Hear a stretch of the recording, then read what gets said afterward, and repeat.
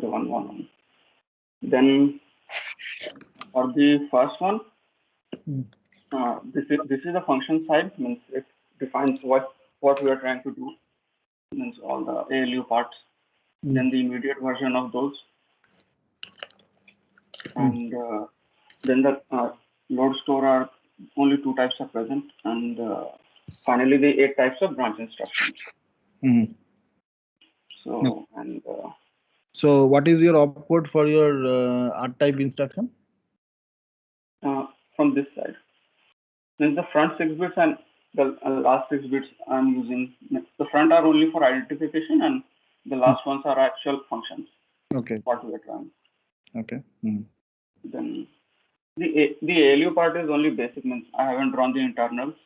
And basically, these are the control signals, the dotted line ones, and the rest are the data signals.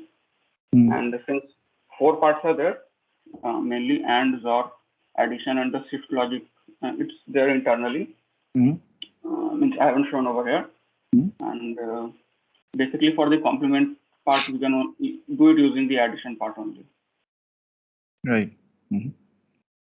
What is carry in? What is carry in? Carry in for the adder.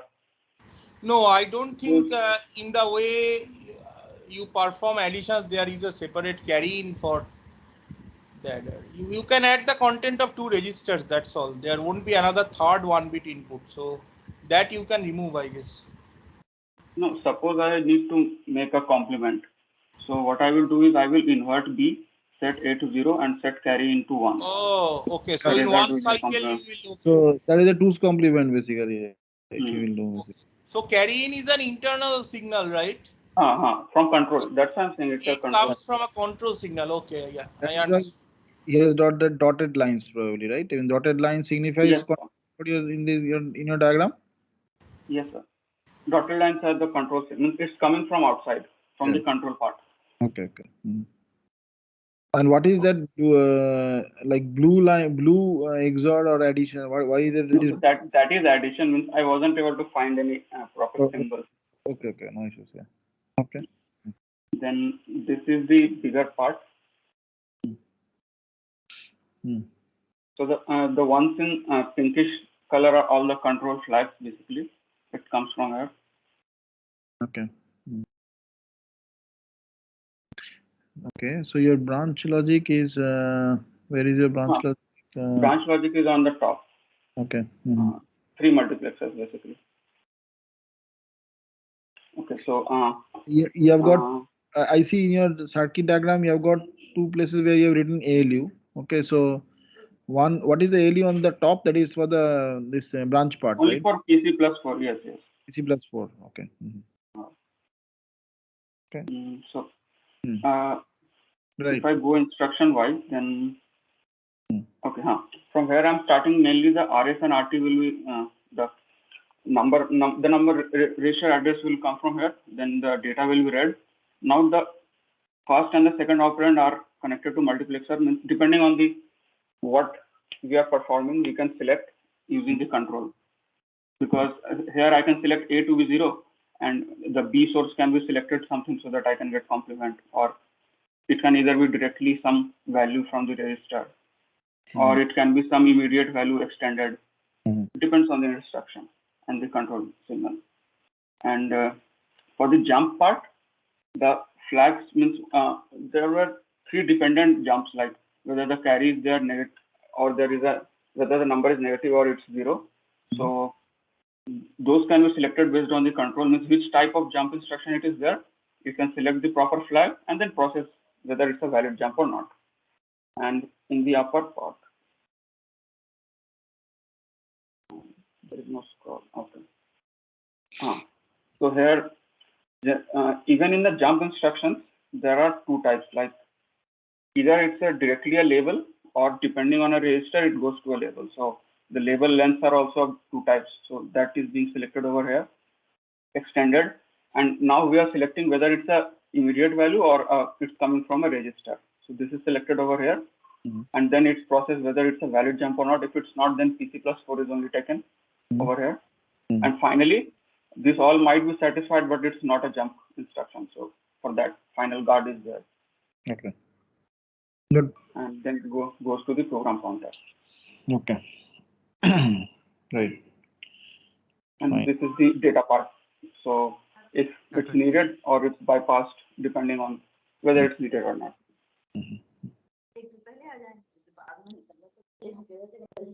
Okay, that's good.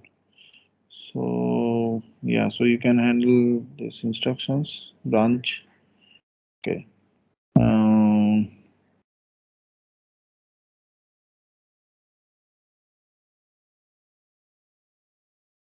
Okay, fine. And return address is also a fixed input. So if it's a jump and link, then PC+4 can be written in the return address. Okay. Okay, this is good. Thank you. Yeah. Thank you. Okay. Any other group is interested to show?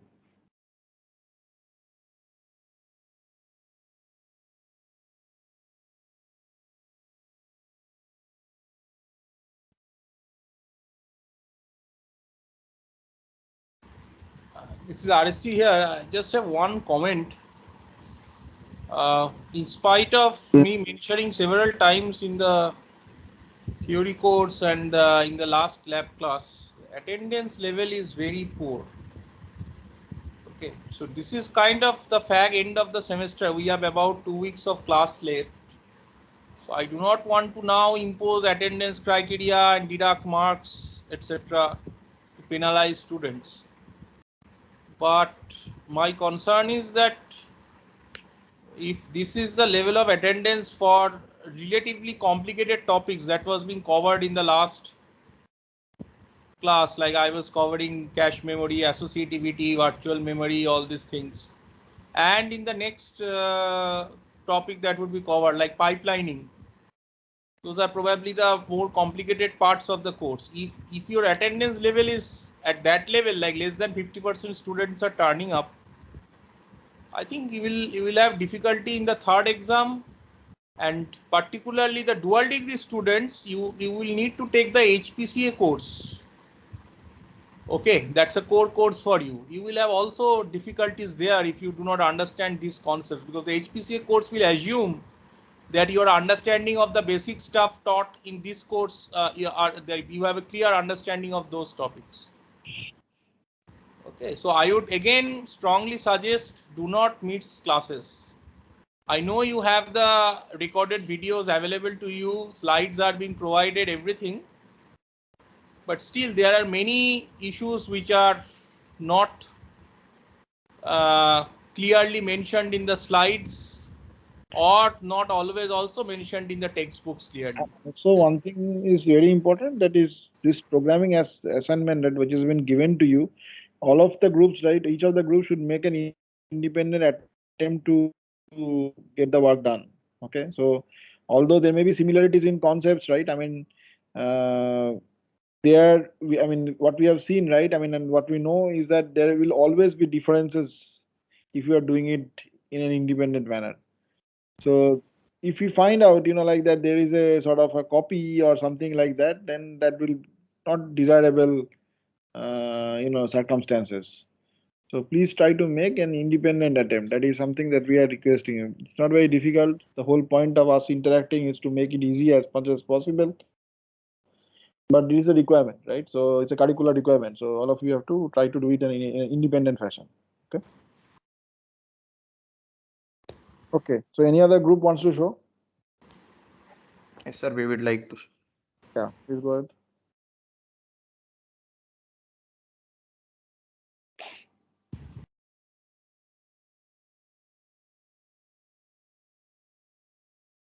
Sir, is the screen visible? Yes. You can see it now.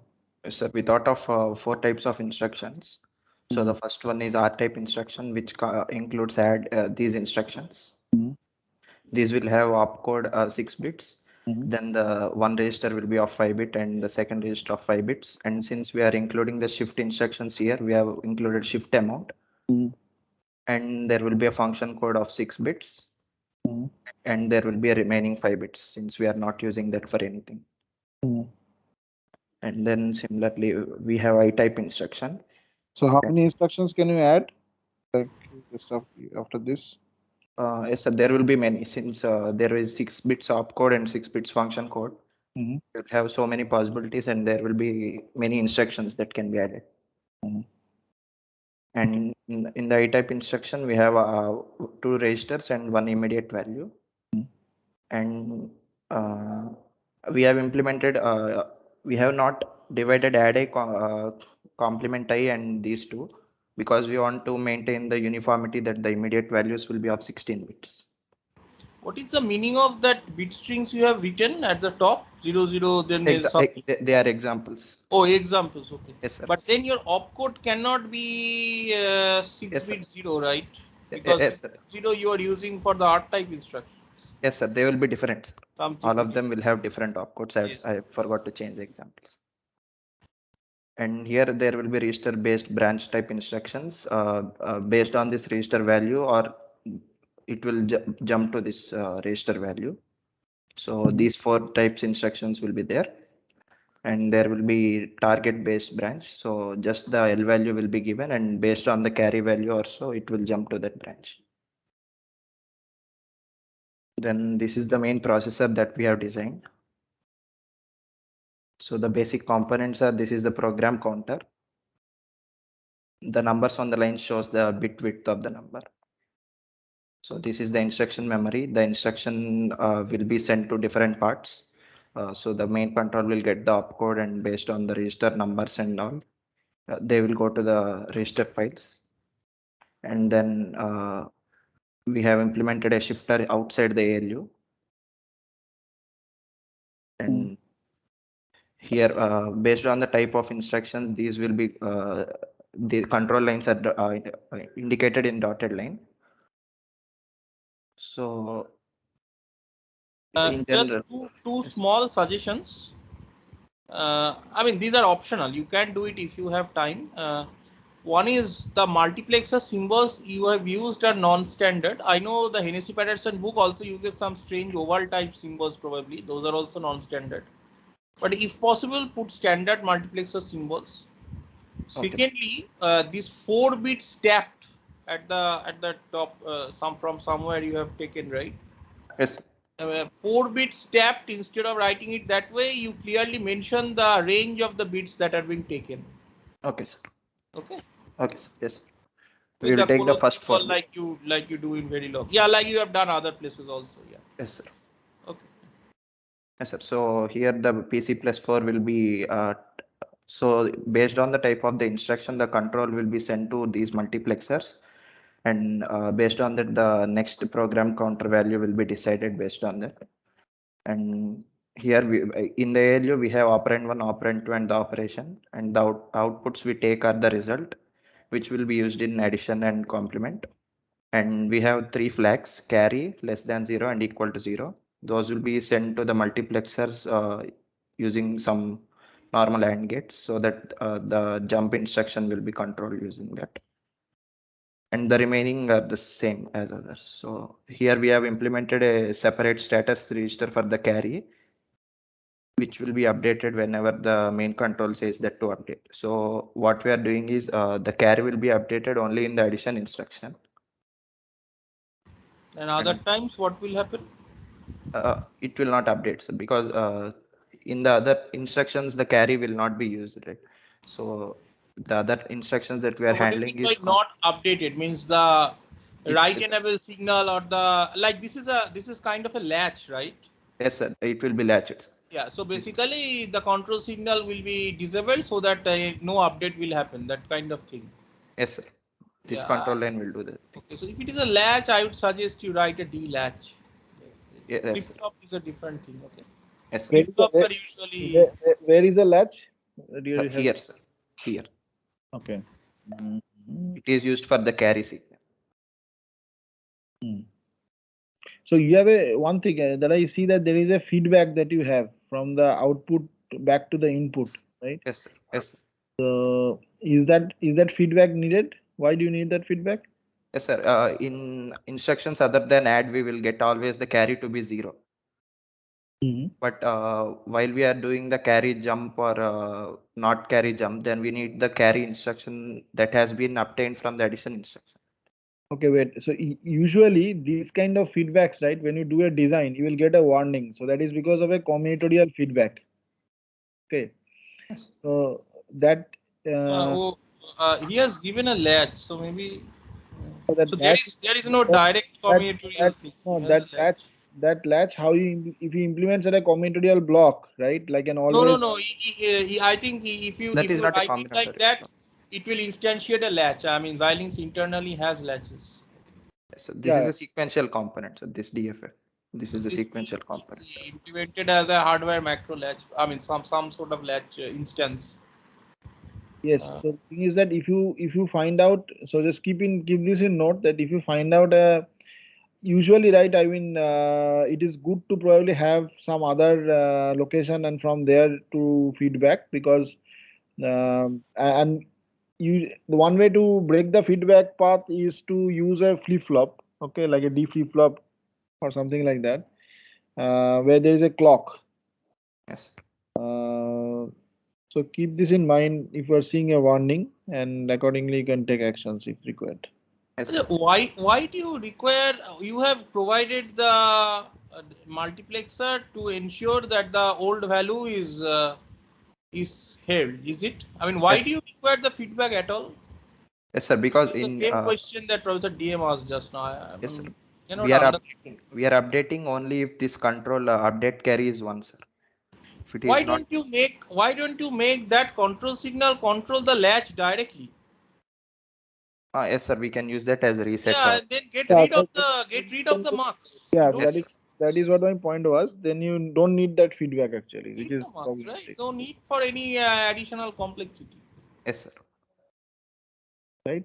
So these are small things, but you will find that. I mean, another thing is I'm telling to the entire class actually. That is, if you are fine, if you when you do your designs, often your synthesizer will shout some warnings. Okay, so it is good to see those warnings. Some of them may be like pretty benign warnings, but some of them may be important as well. So don't ignore them. Okay, so try to think about those warnings a bit from the architecture point of view, from the hardware point of view, okay, and accordingly address them basically. Okay, we are just seeing some things. When you make your design, you will have probably plenty more. Another point that I like to mention is about when you're doing a debug, right? It is how will you do your debug? So usually for your small codes, you have probably used this dollar monitor, dollar display, and those kind of things. But here you should use the waveform viewers explicitly to get the signals. Okay, so it was shown to you during the demonstrations, right? How to use the signal scans and whatever rights waveform viewers are available. So if you like we discuss about doing the design in a modular fashion, if you do your design in a modular fashion, okay, this I'm telling it very please note this actually. If you do your design in a modular fashion, write the Verilog code separately, and there is a switch which is called as keep hierarchy switch. Okay, you can ask in the teams also more specifics, and maybe the TS can give you more details on that. If you turn that on, then even after you are doing your post route simulations, you will find out that modular description is maintained, and therefore it becomes much easier to understand and do your debug, because then you can catch those signals and you can verify that those intermediate signals are correct or not actually.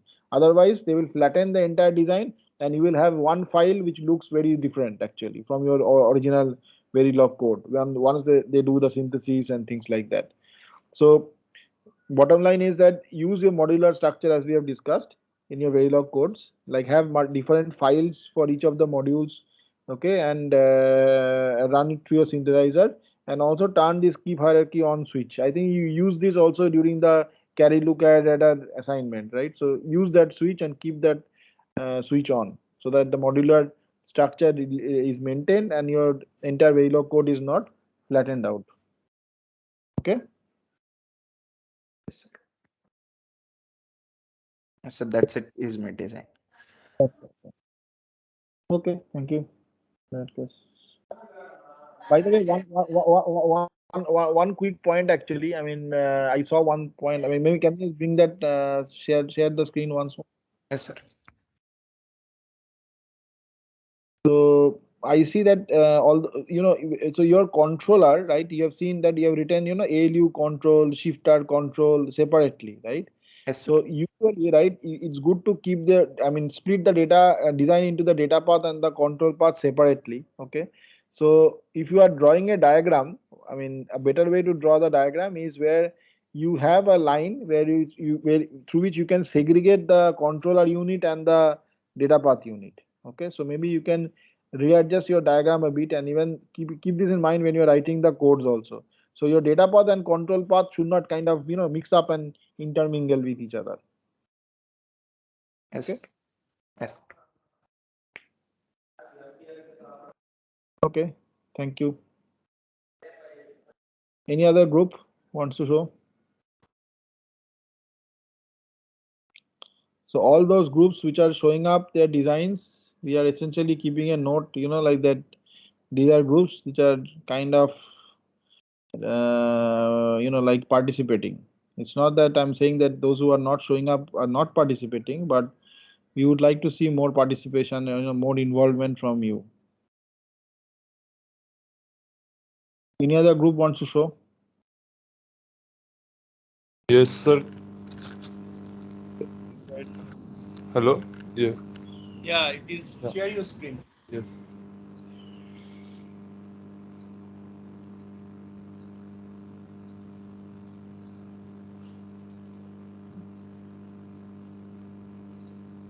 So is the entire screen in shared? Yeah, this is fine. So this is the instruction format. We had divided into R type, J type, I type instructions. So these are the opcodes and the function codes. So we decided. And for the J type, these are the opcodes. For load store, we used I type, and for conditional branches also we used I type, but in that case this RT part will be don't care, and we will have an immediate value at the end. Yeah. And this is the 1-bit ALU design, and the entire 32-bit ALU design. So the ALU takes a signal known as ALU control, which is of this form of inverse A and C in from the controller, and I have used these names in the diagram: A inverse, C in, and op.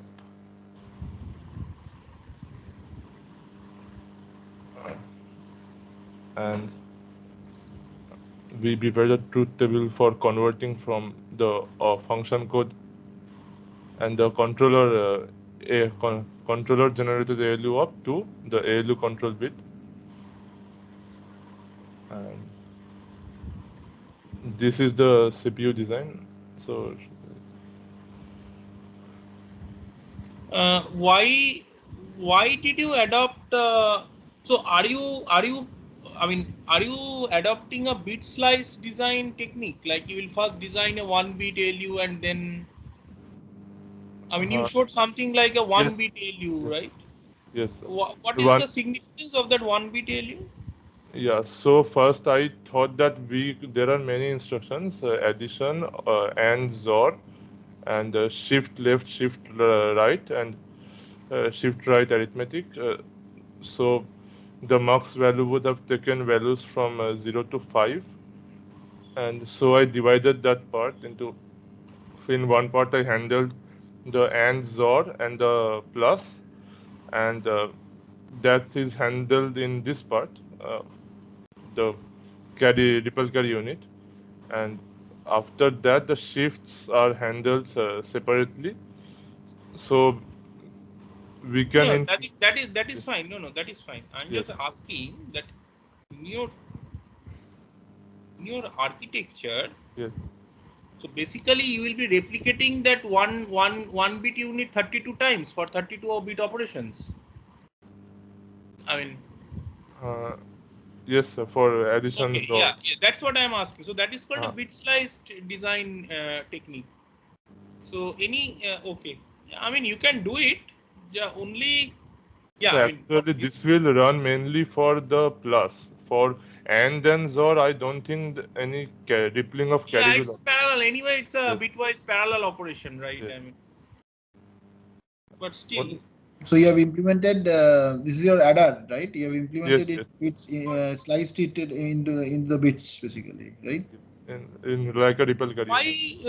Why? What was the need? I mean, any particular reason of adopting a ripple carry adder No, sir, instead I of had a faster No, adder, 32-bit so adder directly? here in the actually one suggestion that I can give is that in this adder, right, you can also implement your old carry lookup adder. You already designed that. That was a faster adder, right? So yes. couldn't you have plugged and played over there? That I block? think we can just add the plug a CLA unit over here. Yeah, so that will probably make your design a bit less, like you can just, and this is to all the groups actually. If you want to use any previously developed block, you can also do that actually. Okay, so if you want to use a carry lookup adder, then you can just plug your old design over here. So you have designed large, faster adders earlier, like in the first very Yes, assignment. yes, sir. So CLA. if you want, you can use it. Right now, the way you have done it is probably correct. I mean, of course, I have not simulated it, but probably it is correct. Just that your runtime, I mean, your performance after you synthesize it will be slightly slow. Oh, I think he has got disconnected. So somebody removed me from the meeting.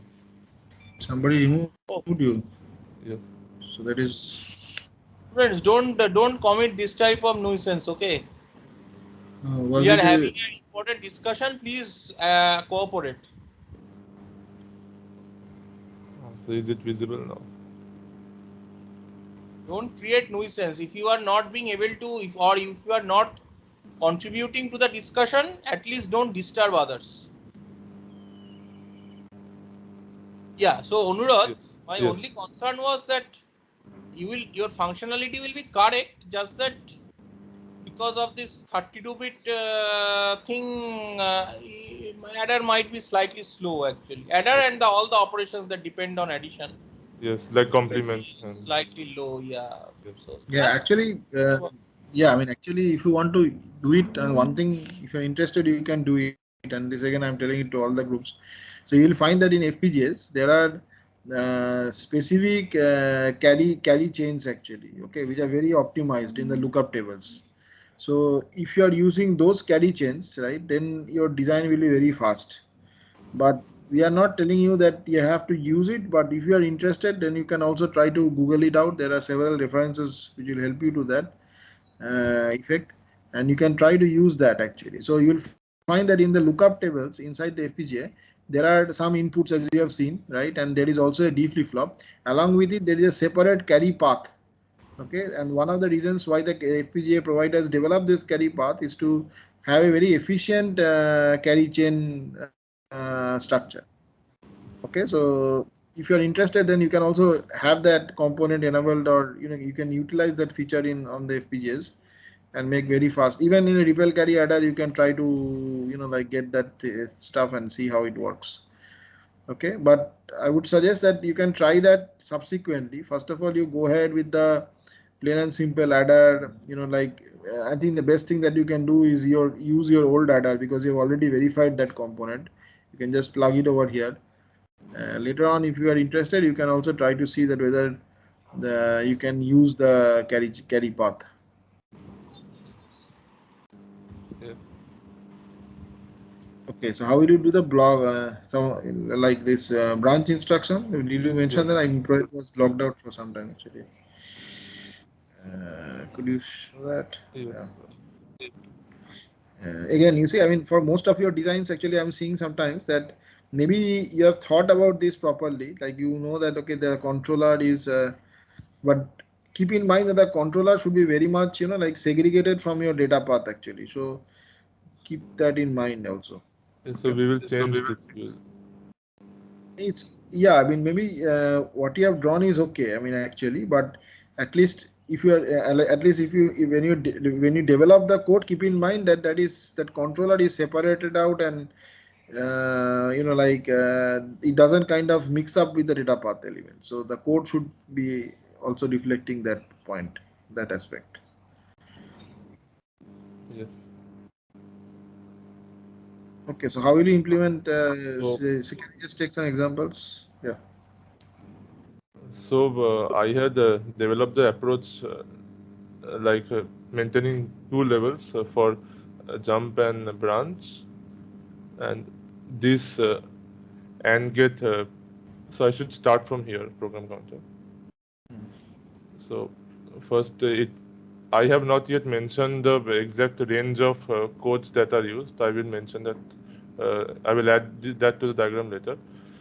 So the jump part it takes and computes, and this is the part. I also need to mention some information over here that 4 bits from the MSB are taken and the last 28 bits are merged together. Yeah, so one thing is therefore important that what your at least your diagram, what it shows is that the left shift by 2 has an output line, and then there is another line which comes and just mixes with that wire. Okay, so that is a confusing drawing actually. So you should explain what you are doing at that meeting point actually. So one thing all of you should keep in mind that no two commutatorial blocks, right? Output should be just connected with each other, because in that case it can lead to like unknown states in the output. Okay, so therefore you should try to explain what is happening at that joining point. Okay. So if you try to synthesize, I mean, by mistake you have written such a thing and you try to synthesize, you will get a multiple driver warning or error during compilation, saying that this wire is big, has multiple drivers. That means two blocks are trying to impose signals on the same wire. So be careful, okay, and correct them. Yes. I will also mention the bit ranges. And so so this is the jump control. Another general warning that I can give to all of you is that when you declare the wires, particularly the internal wires, always try to explicitly mention the bit lengths actually, because if you do not do it right, then the Verilog simulation will probably work correctly, but when you go to the synthesis and the subsequent stages, then it will treat it as a single bit wire. Okay, and that will probably have like other unconnected components and things like that.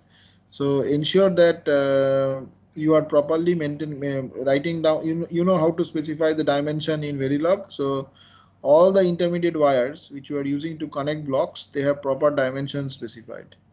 That is why I think what we are trying to say is that it'll throw warnings, but don't ignore those warnings actually. Sometimes people ignore the warnings, and if you ignore those warnings, there may be some some very important point that the tool is trying to mention. Yes. Yeah. Yeah. So for the jump instruction, this mux will handle if we are to directly do an unconditional jump, and it will update the program counter. For the branch instructions, addition is involved. So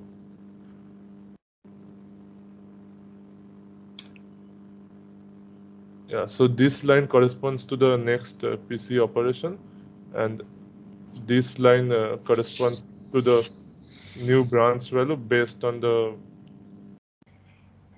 condition which will be generated from this ALU.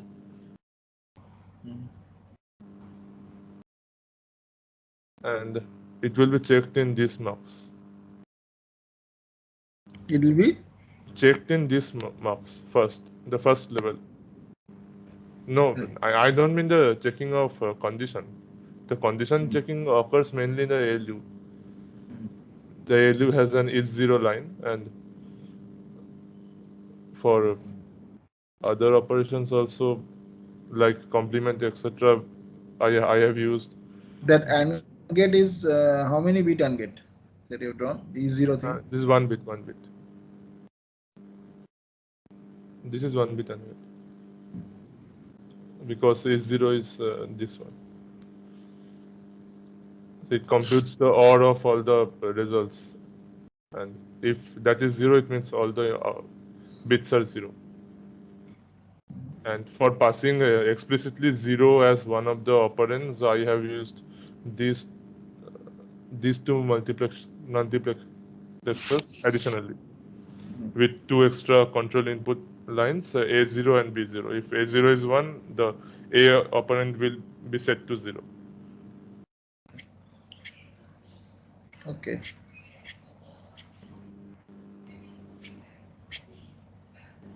Okay, good.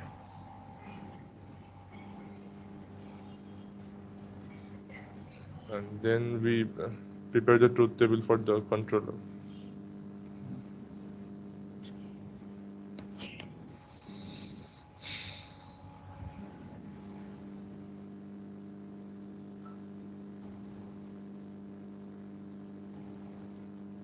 This is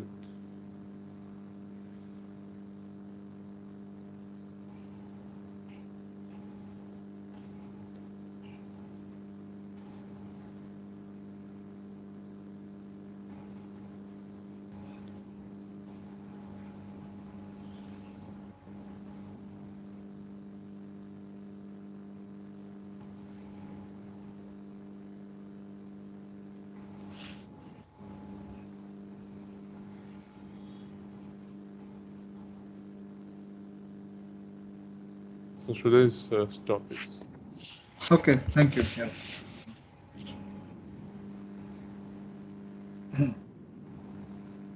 So, any other group wants to show their design or?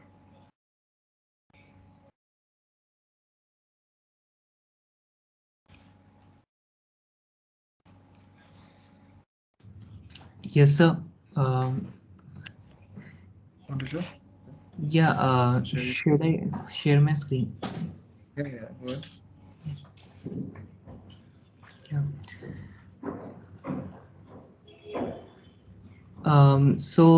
We use 3-bit opcode encoding. So like total there are 8 possible values for opcodes, out of which we are using 6. So there are 6 formats. For the addition these operations we are using this format, in which we have 4-bit function encoding. Out of 16 we are using 6 values currently. And for those with immediate as one input, we have 3-bit encoding. That is, out of 8 we are using 4 functions. For load and store we are using this type of format. For branching we are using 3-bit encoding. And for branching based on conditions like 0 or less than 0, we are using 2-bit encoding. So out of 4 possible functions, we are using 3. And for the branching which is based on register value, we are using 3-bit encoding.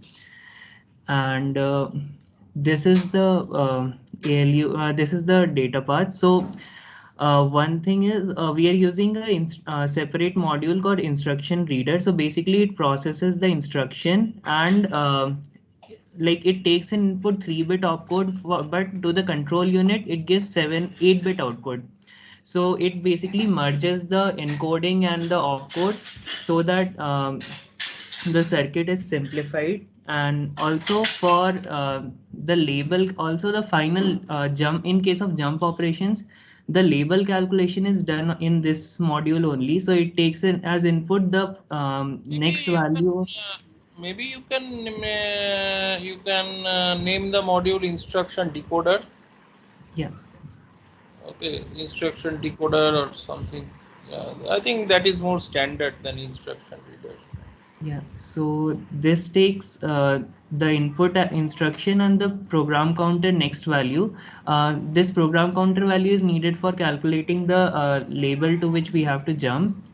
And uh, for operations, like in case of arithmetic operations, the path will be instruction is readed and then values are provided to the ALU. and then result is provided through the mux is written back to the register. And in case of branching operations, this processed label value is provided to the 32-bit adder, which along with this 0 and just to make sure that jump is needed there, control also provides a branch command, and using them final address for the program counter is calculated.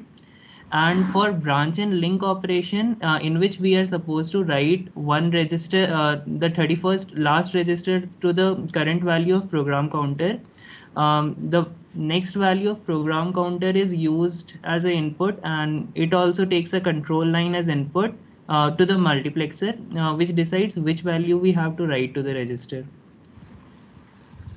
Okay. And you are implementing the register file using it's an array of latches basically, right? Yeah. And for the data memory and instruction memory, you are instantiating block RAMs like following the tutorial that in the last class. For instruction memory, we are planning to use ROM instead of RAM because writing operation is ROM, okay. But Yeah. make sure that remember that in the last part of the assignment, I mean that ROM should be a programmable ROM, right? Because you need to load your program in that ROM, and then you can keep fetching the instructions from there, right? Oh, actually, we are planning to create the COE file and then load that COE file in the. That will instantiate your ROM. Yeah, okay, you can use a ROM, no problem. Yeah. In a real CPU, this instruction memory will be the instruction cache, and the data memory will be the data cache. And cache memory we have studied, essentially similar to SRAM technology, but probably slightly more complicated. But okay, yeah, I think it makes sense. Yeah. And for the data memory, you basically require so that 32-bit input port for data and some address, right? 32-bit address probably. Yeah. So the bus widths of those addresses and data, I think, are not shown. So just ensure that you add them. Yeah, sure. And the flags are the 0 flag is probably 1 bit, and your result output of the ALU is slightly ambiguous. Part of it is going to the address, or I mean, or the entire thing can, okay, when you are doing address calculation, okay, yeah, I understand. Yeah, for that immediate addition to the value of register for calculating the final address. Okay. Yeah. Okay, looks fine, looks standard and very similar to the textbook stuff. So yeah, I mean, should work. Just come to the top portion of your diagram a little bit. Yeah. Oh, you have kept a separate adder for the address calculation. Yeah, that makes sense. Again, the bit widths of this adder, the PC, all these things, please add the bus widths basically, like you have done for many others. So yeah, I'll add add. the other bus widths also. Yeah. Okay. Look, this looks good. And come to the. Do you have an instruction spec? That ALU design. Yeah, I mean the instruction spec. Did you show? I mean, in terms of number of bits or what formats you are. Yeah. Oh yeah, you showed already. Yes. Okay. Okay. Yeah. Okay, fine. Thank you.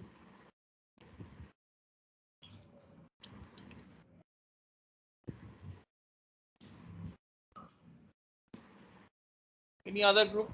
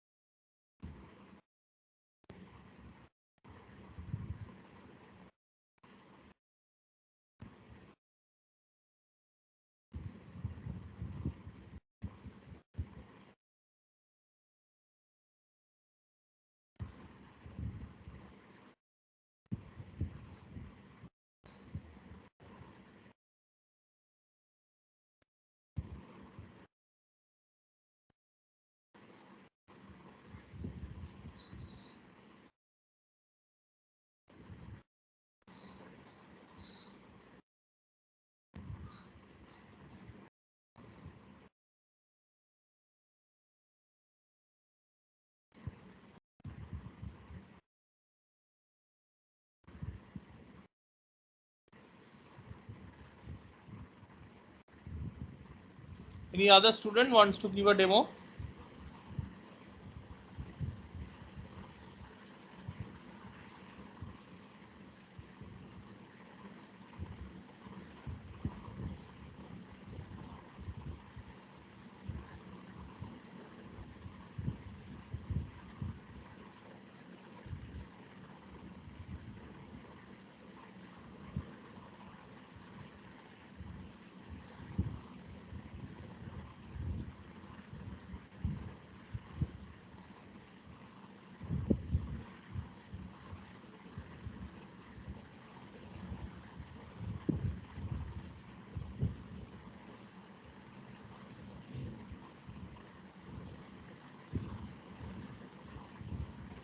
No other group has the specification ready? Or you are feeling shy? Nothing to feel shy. You only have your class members here. It's an internal presentation.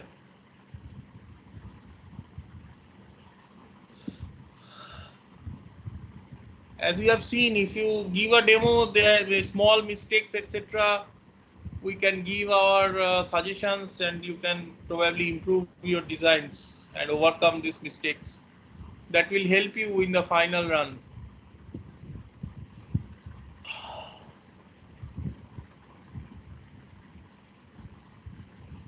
So one suggestion to the entire class is that before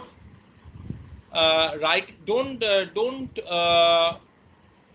write the entire monolithic design in a monolithic manner. Okay, modularize your design, write individual modules separately, and verify individual modules with individual test benches. Those test bench files you can either submit. If you are confident that okay, my module is working perfectly, you can also decide not to submit. Okay, but first thoroughly check every module individually before integrating them into a complete design. If you have already suggested distribution of your entire design into separate files have been given in the assignment, try to follow that, or you can come up with your own distribution also. But individually, each of those should be verified. That is strongly suggested, because otherwise, debugging, if you find that the overall design is not working correctly, where exactly your problem is, debugging that would become a nightmare. Okay, this is a simple design, but still it is a quite large design by student standards. Okay,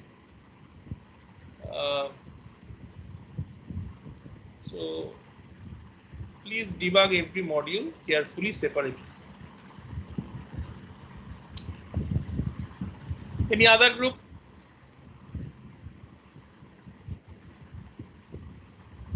Any questions, or you want to clear any doubt or anything?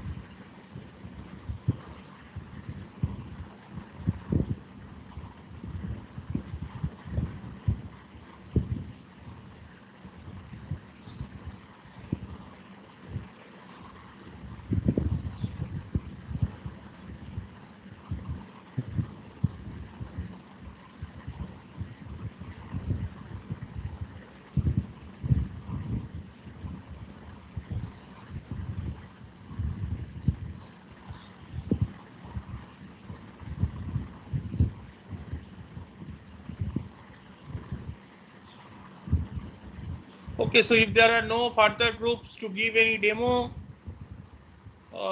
then I think we can break. Okay. So post your questions in the communication channel on Teams if needed. Okay.